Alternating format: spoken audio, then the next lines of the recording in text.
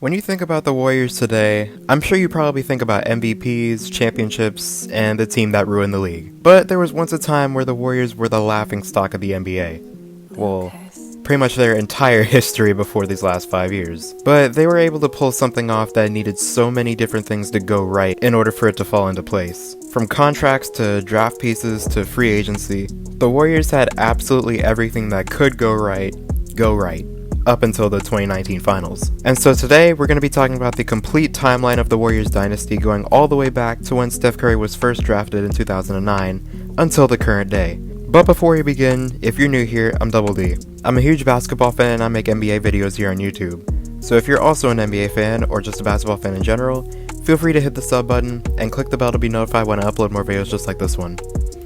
Alright, let's get into the video.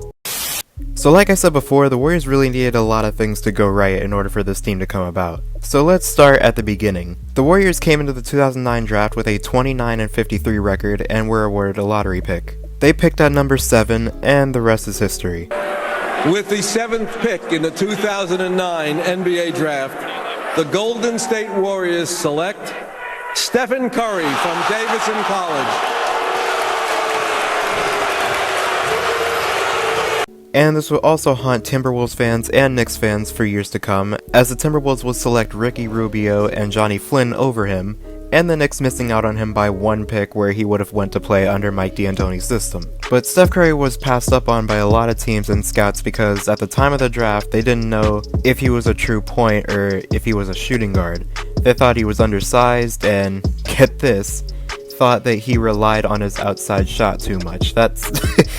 oh man. So the Warriors pick him at 7, and he goes on to have a good rookie season and barely misses out on winning Rookie of the Year by losing it to Tyreke Evans. Steph Curry in his rookie season would average 17.5 points, 4.5 rebounds, 5.9 assists, and 1.9 steals while shooting 46.2% overall and 43.7% from 3. But with the Warriors being injured, they finished the season with only 26 wins. The next season would see him improve to the point where people believed that the Warriors could have a good duo in Steph Curry and Monte Ellis. But the Warriors would again finish with a terrible record and be given another lottery pick. With the 11th pick in the 2011 NBA draft, the Golden State Warriors select Klay Thompson from Washington State University.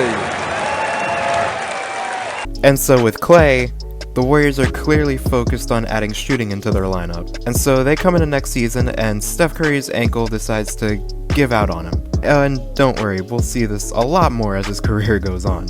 And so by opting to get surgery, he only plays in 26 games. At the same time, the Warriors decide to trade away Monte Ellis and get Andrew Bogut and Steven Jackson in return. And the funniest part about this whole deal was the fact that Andrew Bogut wasn't even playing at the time of the trade. He was injured. And so the Warriors front office just traded a fan favorite in return for an injured big man, with fans starting to make the argument that they should have traded Steph Curry instead of Monte. And Warriors fans absolutely lost their minds after this. Here's the crowd reaction to Warriors owner Joe LAKEY being introduced during Chris Mullin's jersey retirement.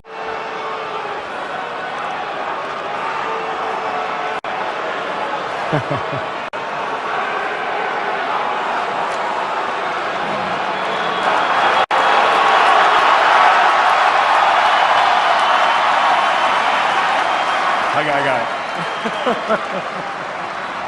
As the greatest fans in the NBA, as everyone stated, sometimes change is inevitable and it's going to work out just fine.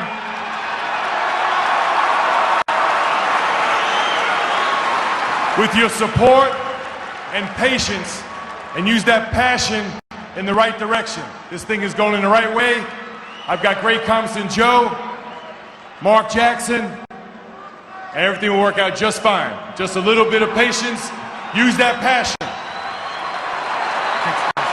And so they would understandably have no idea that this would be one of the biggest moves that they would make. And so given that Curry was out most of the year, the Warriors only won 23 games. And so fast forward to the 2012 draft where the Warriors would select a few familiar pieces that would be important to their future going forward, selecting Harrison Barnes, Festus Ezeli, and Draymond Green all in the same draft. And so the Warriors team that we're all familiar with is starting to take shape. The Warriors went into the 2012-13 season with Steph Curry back from injury and their new draft picks, and they would go on to win 47 games and make the 6th seed in the West, led by Steph Curry, who averaged 22.9 points, 4 rebounds, 6.9 assists, and 1.6 steals, and shot 45.1% overall and 45.3% on threes, and 90% on free throws. And he would end up setting the record for most threes made in a season with 272. And with him and Klay establishing themselves under the nickname the Splash Brothers for their three-point shooting. And so the Warriors would end up facing the 3rd seed Nuggets in the first round of the 2013 playoffs, and would end up upsetting them 4-2, and would go on to face the San Antonio Spurs, and take them to 6 games, with Curry showing everyone what he was actually capable of. Scoring 44 points in Game 1, a game that they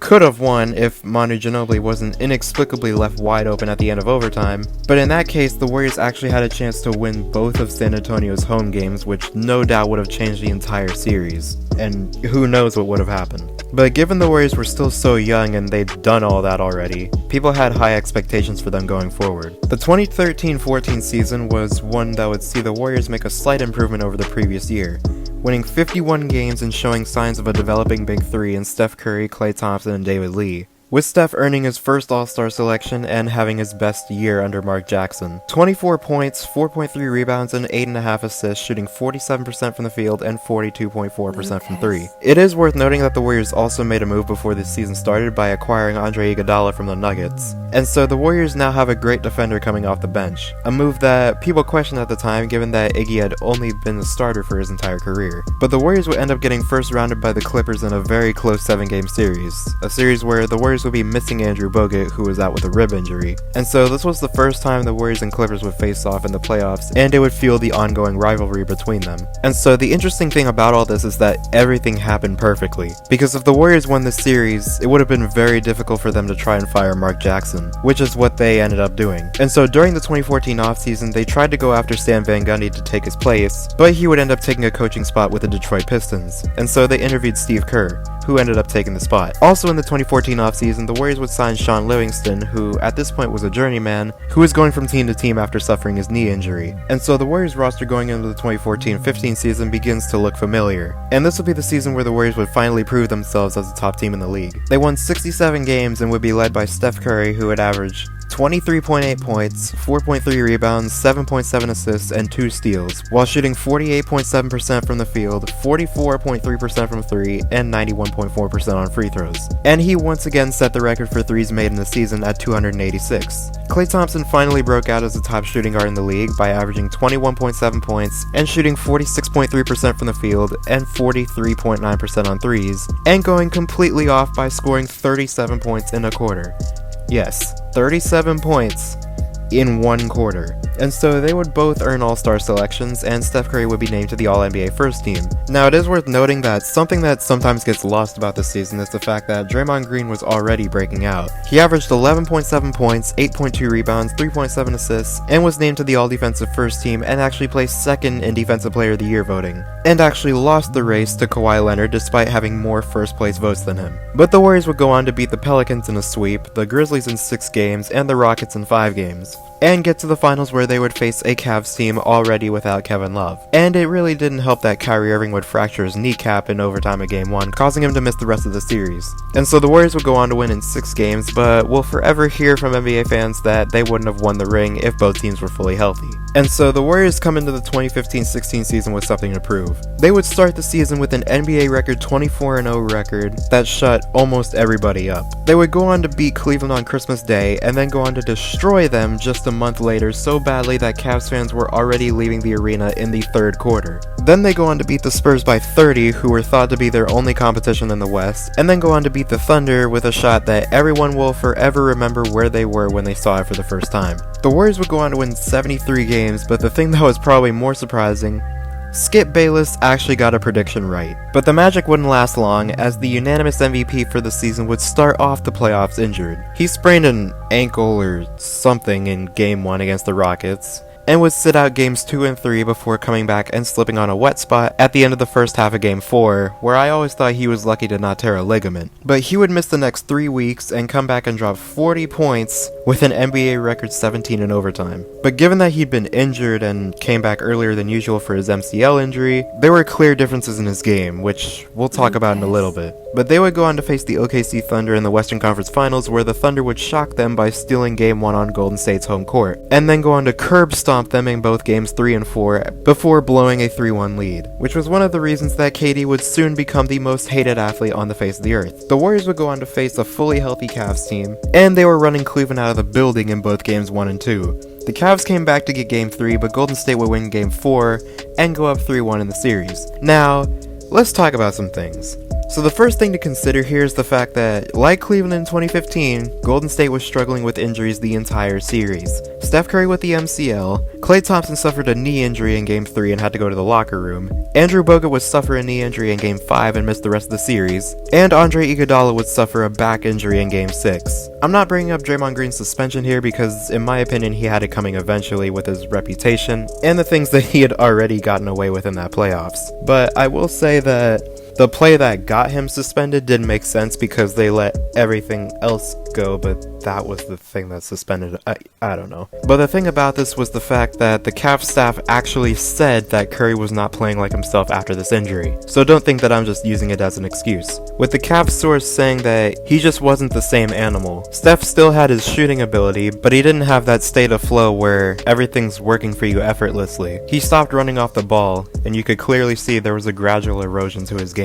That being said, there were some things that were just inexcusable. The behind-the-back pass in Game 7, the terrible misses, and him just not playing great at all. But the Cavs come back down 3-1, but I just wanted to give some context of what actually happened there, just like how people give context for 2015. And ironically, this would end up being yet another blessing because of what happened next. The free agency of 2016 comes around, which was highly anticipated due to the free agency of Kevin Durant and the increase of the salary cap. But in a move that people still hate him for today, he decided to sign with the Golden State Warriors, a little over 1 month after choking away a 3-1 lead to them. And so the basketball world is now furious as it looks like there's an all-star roster on an NBA team. And they did this while keeping their main core of Steph Curry, Klay Thompson, Draymond Green, Andre Iguodala, and Sean Livingston. And so now the Warriors come into next season under the biggest microscope that I've probably ever seen for a team. Given that they now have this super team, every single loss would end up being a trending topic on Twitter. And so they end up downgrading to only 67 wins for the 2017 season, while playing some of the best basketball that we've ever seen. Not only offensively, but defensively, which was a big reason why they were so unbeatable, especially during the season. They end up going 16-1 in the playoffs and win their second ring in 3 years, with people starting to make the argument, which they still do even today, that the 2017 Warriors were the best team that we've ever seen. And so the Warriors next season would downgrade once again to 58 wins, which was partly due to Steph Curry missing extended time during the season due to various injuries, and the Warriors would not even be first in the West. The Houston Rockets, led by MVP James Harden and Chris Paul, would end up first. And so that was the highly anticipated matchup all season, and we got it in the Western Conference Finals. But this will also be disputed due to Chris Paul suffering his patented hamstring injury in Game 5. Even though Houston would have a 17-point lead in Game 6 and a 15-point lead in Game 7, they would lose both, while missing an NBA record 27 threes in a row in Game 7. And Houston fans, I already see you heading over to the dislike button and leaving your comment, but please save it. So the Warriors would go on to sweep the finals and win their third ring in 4 years. The offseason of 2018 would see the Warriors reach their final form, as they would somehow land DeMarcus Cousins, who was fresh off an Achilles tear. But still, NBA fans absolutely lost their minds when this happened. And I don't blame them. This is easily one of the craziest pictures that you will ever see as a basketball fan. But the Warriors go into next season with even higher expectations than seasons before, and Steph Curry would live up to them by putting up a better start to a season than he did in his unanimous season. Steph Curry is averaging, he's not averaging 27, he's averaging 33. He's shooting 55% from the field, 53% from three-point range, 53% getting his from own shot a lot of the time. range. Yeah. But he would go on to suffer a groin injury, and the Warriors would then go on to have tension as Draymond Green and Kevin Durant would get into it during a timeout against the Clippers. And from there, free agency rumors persist the entire season. But the Warriors would again clinch the first seed in the Western Conference and get past the Clippers in 6 games with Kevin Durant saying, I'm Kevin Durant. You know who I am. Y'all know who I am. And the Clippers saying, we tried everything. So we tried everything. We had several different coverages for KD, and They didn't work. like sometimes you come across special people, and it doesn't matter what you send to them. It's no scheme. it's no nothing that you can do with special people. He's one of them, and he showed it tonight. He put them guys on his shoulders, and even the game that he came out, he was like, "I'm Kevin Durant. Y'all know who I am," and that's a bold statement to make when you're about to go see some guys that's extremely competitive. And he came out that game, and he said, I can really shoot over these guys, and he did it. And they go on to have a rematch with the Houston Rockets. But KD would suffer a calf strain in Game 5, leaving Steph Curry to take over and shut Houston out in Game 6 by scoring 33 points in the second half. He then goes on to lead Golden State past the Blazers in a sweep in a series I still don't know how it doesn't get talked about more often, but I'll talk about it here. 36.5 points, 8 rebounds, and 7.3 assists, shooting 47% overall, 42.6% on threes, and 93.8% on free throws. The Warriors go back to the finals for the 5th straight time and face the Kawhi Leonard Toronto Raptors. And it would be clear that KD's absence would be their weakness against this team, as they would fall Game 1 and barely win Game 2 before going back to Oracle for Game 3 with no Klay Thompson either. Even though Steph Curry would score 47 points, the next highest scoring Warrior would be Draymond Green with 17, and they would have only one other player scoring double digits, and that would be Andre Iguodala with 11. The Raptors would again win Game 4 and go back to Toronto up 3-1. With the fall of the Warriors dynasty now being compared to the fall of the Heat in 2014, Kevin Durant made the decision to play in Game 5 but would end up tearing his Achilles in just the second quarter. Still, the Warriors would hang on to win despite what seemed like multiple daggers from Kawhi, and go back to Game 6 where Game 6 Klay is in full effect. 30 points in the third quarter, but he would end up tearing his ACL after landing awkwardly due to contact from Danny Green. And so the Warriors would go on to lose the finals in 6 games, with the future of the team and Kevin Durant being more uncertain now than ever. Kevin Durant would end up leaving the Warriors in free agency to the Brooklyn Nets to team up with Kyrie Irving, and Andre Iguodala would end up being traded to Memphis so the Warriors could clear cap space to sign D'Angelo Russell. And so the Warriors go into next season with a completely new look and new location as they move from Oracle Arena in Oakland to the Chase Center in San Francisco. But their season would be derailed by Steph Curry breaking his hand and Klay Thompson still not being back while he recovers from his ACL injury, leaving people to question if the Warriors dynasty is over or just simply on pause. And if you made it this far in the video, then congratulations. This was the longest and most in-depth video I've ever made, so I would really appreciate it if you left a like. It only takes 1 second and it makes a huge difference. Comment down below what you thought and if you think the Warriors dynasty is over or just on hold for the time being.